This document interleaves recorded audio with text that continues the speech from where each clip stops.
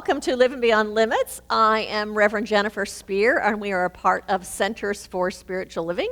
And I'm so glad that you've joined us today. And if you are new to us today, from the very bottom of our hearts to yours, we welcome you and are so glad that you're here with us.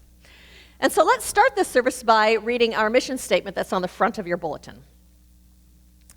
We are a sanctuary where people can discover and reveal the presence of God within their own being and experience their oneness with all life. Through the realization of this inner presence of love and peace, we give way to the evolutionary impulse of the divine and become a beneficial presence in the world.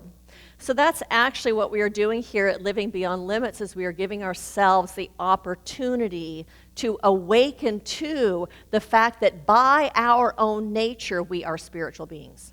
That at our very core, our essence is of spirit.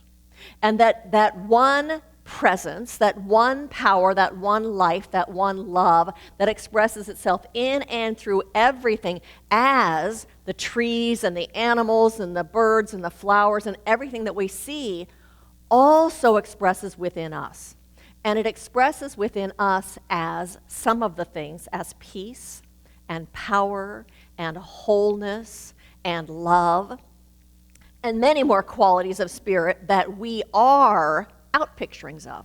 Because what happens is, as we come to know that that is within us all of the time, then regardless of what's happening out in the world, we are not such victims to it. When the world is not loving or kind or generous, we can go, oh, that is already inside of me. I can be loving in this conversation. I can be peaceful in this moment. I can stand in my own wholeness even when somebody is telling me that I am not good enough. So it puts us in a place of power, and it puts us in a place where we can create change in this world. Because when we're not reactive, instead we are proactive, it changes the conversations and the relationships and the circumstances we find ourselves in. And not just does it change that particular moment, but because everything is connected to everything else, it's like ripples on the pond, and it actually spreads out to affect the whole.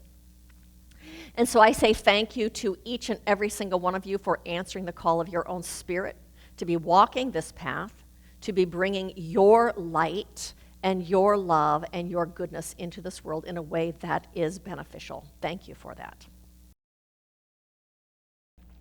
Well, happy Mother's Day, everyone.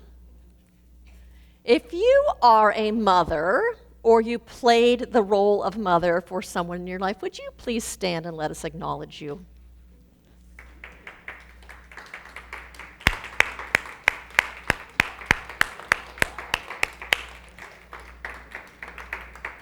We honor you today and give thanks to you today, because I know that the love that you have given in those relationships has actually changed the world, not just that person.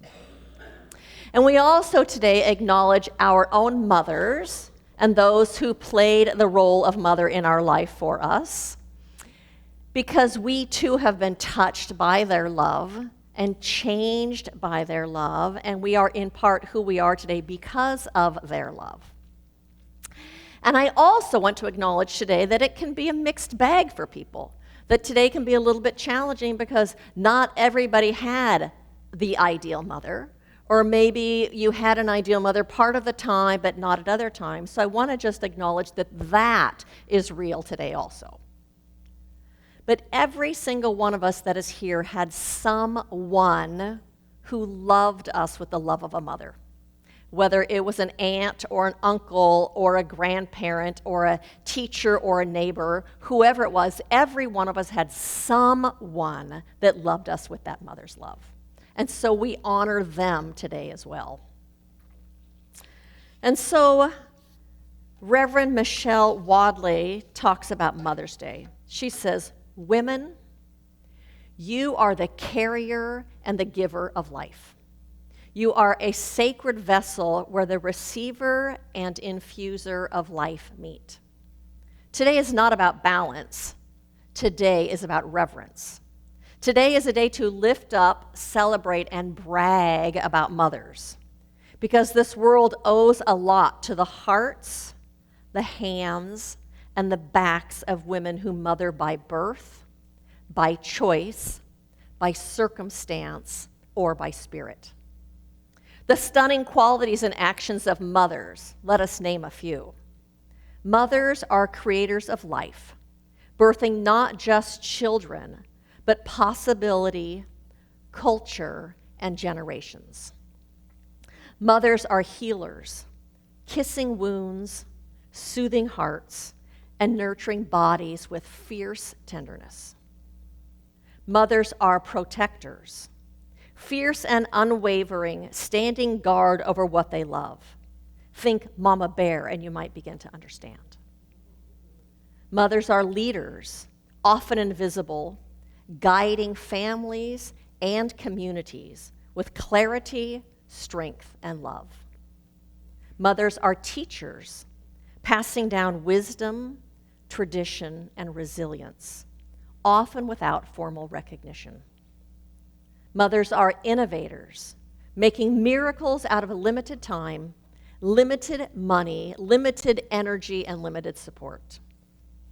Mothers are emotional alchemists, holding space for grief, rage, joy, and confusion, and transmitting all of it into compassion.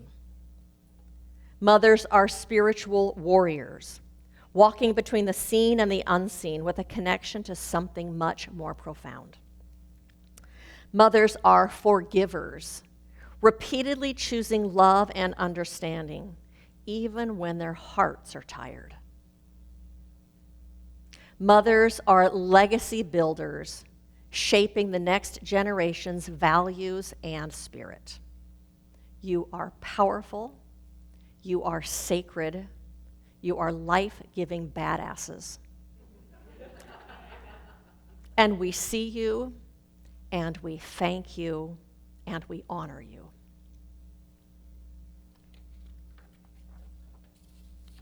So today we honor mothers, and because we look at things symbolically so often here at Centers for Spiritual Living, we also today honor that mother archetype that lives within all of us.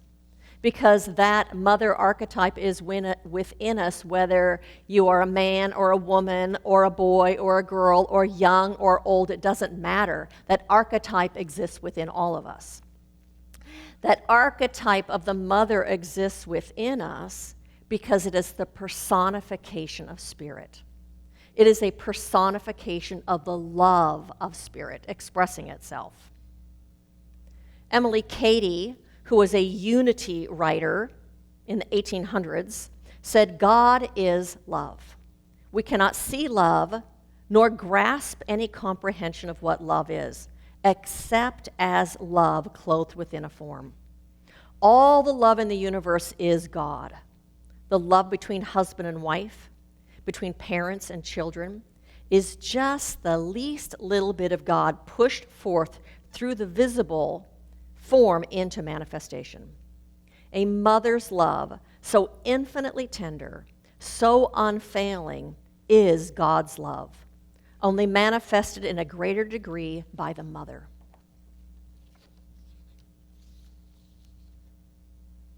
And so those qualities of spirit that express as that mother archetype within all of us are the qualities of love and care, the qualities of encouragement, that keeps cheering us on always because it knows of our own boundless potential that we have within ourselves.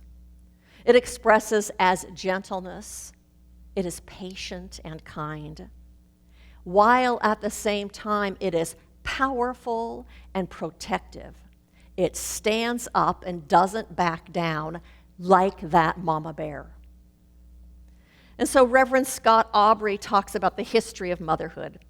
He said, "Some people think of Mother's Day as a Hallmark holiday, a time for brunches and flowers and frantic last-minute cards. But its roots are deeply spiritual and fiercely activist. The original vision wasn't just about celebrating moms. It was about empowering them. Anna Jarvis, who founded the modern U.S. Mother's Day in 1908, was inspired by her own mother, Anne Reeves Jarvis, a Civil War era peace activist who organized, quote, Mother's Day work clubs to improve sanitary conditions and lower infant mortality. After the war, she hosted, quote, Mother's Friendship Days to promote reconciliation between Union and Confederate soldiers. Isn't that amazing? Mother's Day, in its original intention, was a moral call to action, not just a sentimental gesture. Even earlier, Julia Ward Howe, abolitionist and author of the Battle Hymn of Republic, issued a Mother's Day proclamation in 1870, a radical pacifist appeal for women to unite and demand an end to war. She urged mothers everywhere to rise up in the name of peace. How's that for Mother's Day? So when we tap into that mother archetype within ourselves and we turn that energy towards ourselves, we then treat ourselves with love and kindness and compassion. And what happens then in turn is we create an environment for us to grow and to thrive and to move into, discover, and become our greatest potential. And when we take that mother archetypal love and turn it towards someone else, we also treat them with that energy, and then they flourish, and they can discover their own greatness and become their own greater yet to be. I think of a teacher who sees the best in someone and holds a space for that, encourages them and loves them, supports them. That's that archetypal mother. And when we treat ourselves with that, it's like taking good water, the water that has the correct pH and the correct nutrients, to water the plants with it. And then they flourish and they thrive. And when we take that same consciousness of that mother archetype and use it to be the cause that causes us to make changes in the world, in our community, or in our society, then it's called sacred activism. Sacred activism is an activism that is led by our hearts rather than our ego. Sacred activism merges spirituality with social activism.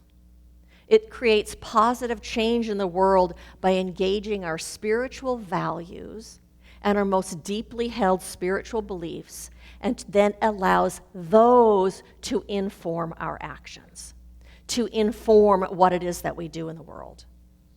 Those values of love and inclusion and oneness, wisdom and creative potential, when we activate those and use those. Sacred activism emphasizes connection with all life. It emphasizes compassion and wisdom and love. Sacred activism emphasizes harmony and peace. It honors the sacredness of the earth and all of its inhabitants. It includes a reverence for all people and the earth itself. It also addresses inequality and injustice and environmental degradation. That's spiritual, sacred activism. It is a force for healing the earth and all of its inhabitants. And I know that sometimes we don't act as spiritual activists in our life. Sometimes we don't activate that archetypal mother inside of us. And I think that sometimes it's because we don't realize that discomfort that we feel inside of ourselves for things that we don't agree with that are going on in the world or that are going on in our own personal lives, things like injustice and inequality and environmental degradation, We don't realize that that discomfort we're feeling is the voice of our spirit, that it is the voice of our own divine nature telling us that something is amiss, that something is out of alignment with our spirit, and something is out of alignment with spirit itself. Something is out of alignment with love. Something is out of alignment with the truth of oneness. Something is out of alignment with the principle of abundance that fills everything. Sometimes we feel frustrated and then we stop there, in part because we don't know what to do, in part because we don't recognize that that discomfort is the call of spirit urging us to make a difference, urging us to do something. Sometimes we don't do anything besides feel frustrated and angry because we don't think that we are big enough or strong enough or powerful enough to do something. There's a story that I'd like to share with you. It says, by good fortune, I was able to raft down the Motu River in New Zealand twice during the last year. The magnificent 4-day journey traverses one of the last wilderness areas in the North Island of New Zealand. The first expedition was led by Buzz, an American guide with a great deal of rafting experience and many stories to tell of mighty rivers such as the Colorado. With a leader like Buzz, there was no reason to fear any of the great rapids of the Motu. The first half day in the gentle upreaches was spent developing teamwork and coordination. Strokes had to be mastered, and the discipline of following commandments without question was essential. In the boiling fury of a rapid, there was no room for any mistake. When Buzz bellowed above the roar of the river, an instant reaction was essential. We mastered the Motu. In every rapid, we fought against the river and we overcame it. The screamed commands of Buzz were matched only by the fury of our paddles as we took the raft exactly where Buzz wanted it to go. At the end of the journey, there was a feeling of great triumph.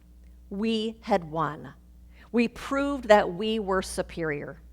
We knew that we could do it. We felt powerful and we felt good.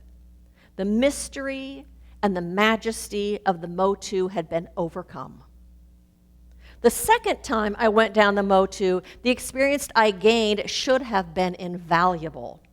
But the guide on this journey was a very softly spoken man named Kiwi. It seemed that it would not even be possible to hear his voice above the noise of the rapids. As we approached the first rapid, he never even raised his voice. He did not attempt to take command of us or of the river. Gently and quietly, he felt the mood of the river and watched every little whirlpool. There was no drama, no shouting. There was no contest to be won. He loved the river. We sped through each rapid with grace and beauty, and after a day, the river had become a friend, not an enemy. With quiet Kiwi as our leader, with quiet Kiwi not as our leader, but only as the person whose sensitivity was more developed than our own. Laughter replaced the tension of achievement. Soon the quiet Kiwi was able to lean back and let all of us take a turn as the leader.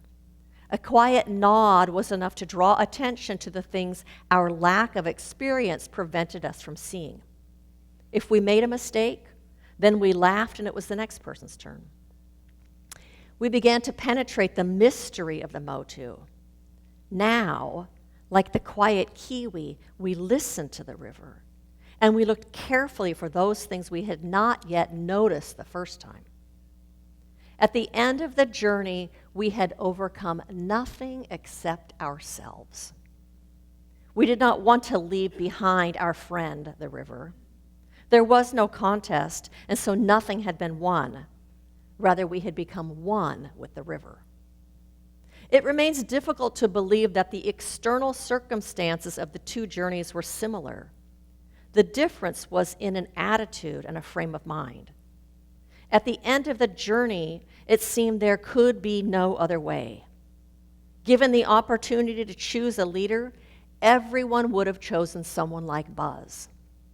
At the end of the second journey, we had glimpsed a very different vision, and we felt humble and intensely happy.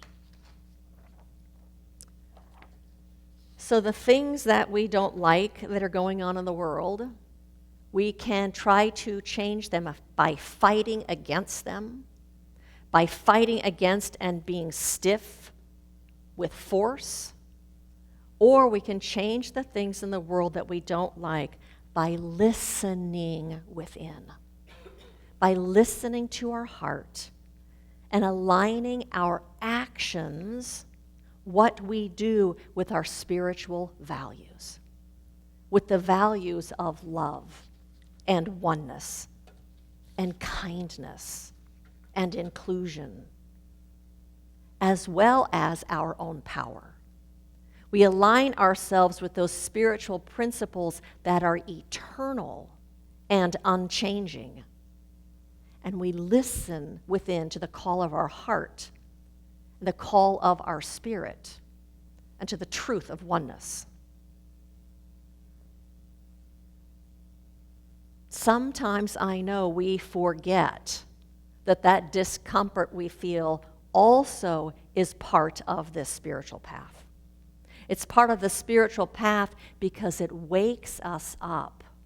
It's a call from the divine, and it's a call from that mother archetype within us, which is the divine expressing as that. That call from within is a sacred call. It comes from the part of us that is always aware of our oneness with all people. It is the call of the mama bear inside of us to act. And because we are spiritual beings at our core, we need to experience and to express love. We need to experience and to express compassion and care and interconnectedness with each other. We need to express and experience our own creativity and wisdom and the fact that we are capable.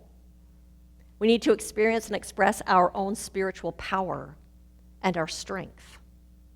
And when you wrap all of those things up with a nice little bow, what we need is to live a spiritual life. We all have that need to live a spiritual life. We were not born in a vacuum, and we do not live all by ourselves on this planet. Instead, we are an integral part of the oneness of life. We are an integral part of it. We are here as representatives of the living Spirit. We are the way that Spirit expresses itself in this world. And so my question to you this week is, what is that mother archetype inside of you right now calling you to be? What is that calling you to be in your own life, in the world, at work, in your interactions?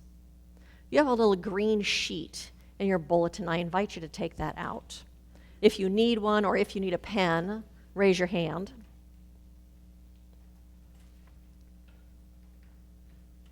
And so I invite you to turn within, connecting with your heart, connecting with that part of yourself that is eternal, the part of yourself that is the I am presence, expressing as you, your own spirit, and to listen there and to ask that love and wisdom, What is the mother archetype calling me to be right now? Whether it's in your own personal life, at work, in relationships, in your neighborhood, in your community, in your country, what is that mother archetype calling you to be? And to go ahead and write that down.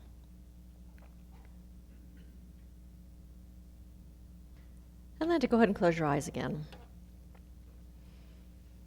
And breathing into that place within you. Knowing that you are one with the wisdom of the cosmos. Because you are a part of that whole. Listening within to ask that within you, in what area of life am I being called to act? Where in this world am I being called to bring that characteristic forward? You could look at what is it that's tweaking you in the world. That's an indicator. In what area of my life or of life am I being called to act? And to go ahead and write that down.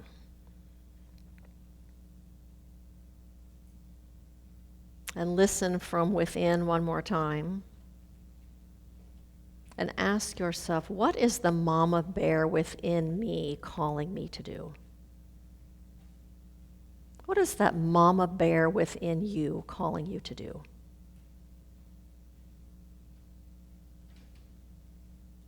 And then the last part of that question, what might that look like specifically?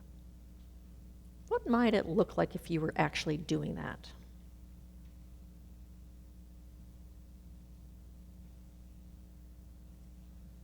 So that is how you are being called to sacred activism. That is how you are being called to be a beneficial presence in this world. That is how you are being called to give way to the divine through you in a way that is healing, in a way that is loving, in a way that makes whole. And so my invitation to you this week then is to embrace that mother archetype that lives inside of you. To embrace it and to activate it. To let it be the thing that leads you in how you treat yourself with kindness and gentleness and compassion and encouragement. Let it be the thing that leads you in how you treat other people with kindness and patience. And let it be the thing that leads you in how you come to the world, how you come to those things that are out of alignment with your spirit, rather than fighting against what you don't want, to be for what you do want and to give birth to that in this world. To do those things from a place of wisdom and love, while at the same time embracing your courage and your tenacity of a mother bear. And so happy Mother's Day to all of you today. Happy Mother's Day to all of you every day. And so blessings to you on this path as you bring your spirit into this world in a way that is remarkable, a way that is healing, and in a way that is a beneficial presence to everyone. Blessings to you.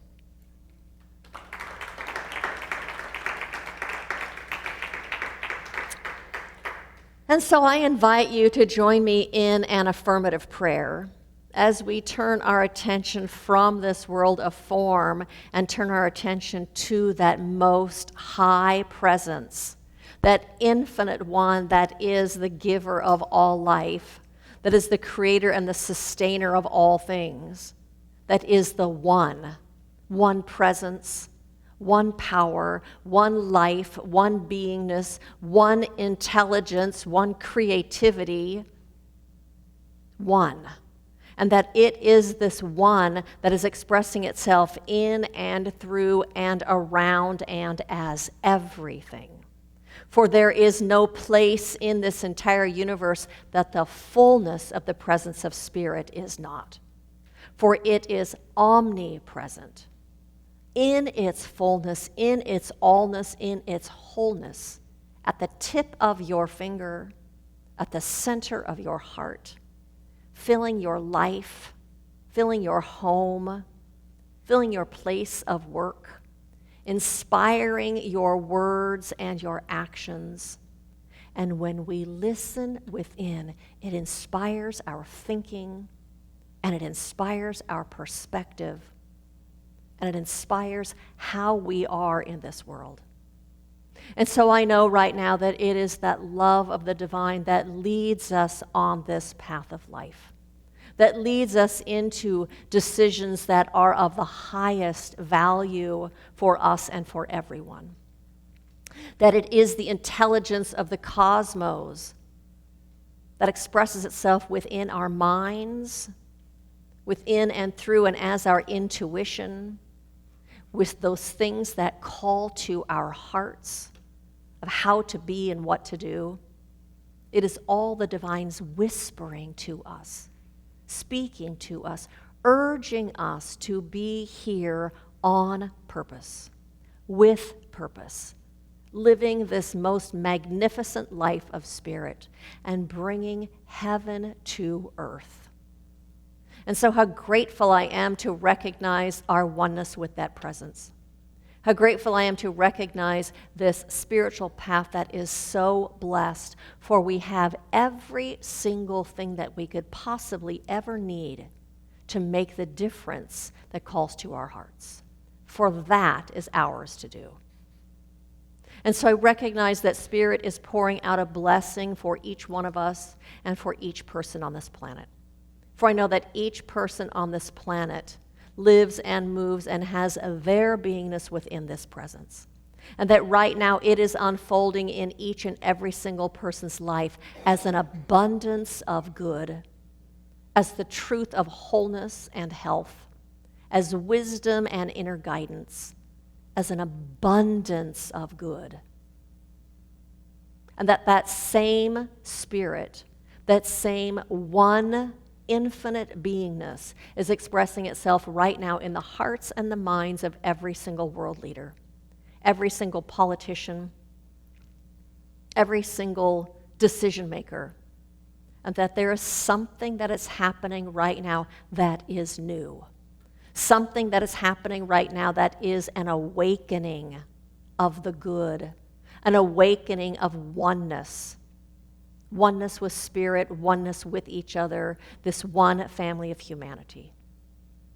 And that we are each inspired, and we are each uplifted, and we are each carried by this presence. And so I release this prayer into the creative womb of the universe, knowing that as we release it in trust and in faith, we create an opening for that very thing to unfold in ever greater and greater ways. And so we release this prayer in faith, in confidence, and I invite you to join me in affirming this by saying, and so it is. And so I do have a couple of invitations for you. One is I've been advertising this retreat that I'm putting on. If you have not been here and you don't know about it, I'm putting on a retreat the second week of July 17th. It's going to be in Big Bear. It's going to be Thursday, Friday, come home Saturday. The sign-up sheet I think I have at home, so talk to me if you're interested. It's going to be a lot of fun, and I can send you an email with more information if you're interested in that. Our Sunday talks are available on our website come Tuesday and on our YouTube channel, and we invite you to share them with people. We invite you to follow us on Facebook and on Instagram, and to check in on Meetup and say you're coming. If you're here today, will you raise your hand? What? If you're here today, will you raise your hand? Okay. On Meetup, the only ones that said they were going to be here today were me and Marcia. I would love if you all would check in and say, I'm going. It encourages people to go. We had a woman come one time. She goes, every time I look, there's like 4 people. Today there were 17. That's the only reason I decided to come. Check in and say you're coming on meetup. And we have prayer support after service. If you would like to sit with a practitioner, they're happy to pray with you. If you would like us to support you in prayer during the week, there is a ministry of prayer box. We have prayer shawls if you want to be wrapped in that energy of prayer. And then you can take that with you. The practitioners will pray over it before you leave. We also have an abundance of roses in the back that Jerry Shipsky brought in cups to take home. So happy Mother's Day and take some flowers home. And then Barbara has a very cool announcement for us. Tomorrow is a celebration of the Taurus full moon, which is called Wesak. So at 9:55 a.m. tomorrow morning, if you would like to join the world, just sit down, close your eyes, open your mind, open your heart, and listen. Because this time of year, the specific time of the full moon, there are 3 entities that enter our atmosphere, that come back to our earth, that live here. 2 of them live here, 1 of them doesn't. And 1 of them is Buddha, 1 is Christ, and 1 is called Sanat Kumara, which is the Lord of the world. And at this time, they bless the earth. They send a special message out to humanity. And if we can catch that message, we help bring God's plan to earth. And we manifest it and ground it into our lives. And it's a wonderful experience. And I invite you all to take that little bit of time. Tomorrow at 9:55 a.m. 9:55 to meditate, Right. to pray, to listen, to open Right. yourself to the blessings. Right. It's wonderful. Thank you. That's it for those invitations. And so last thing, I invite you to repeat after me, good fills my life now. Good fills my life now. I recognize it. I savor it. I own it. And I live it. So it is.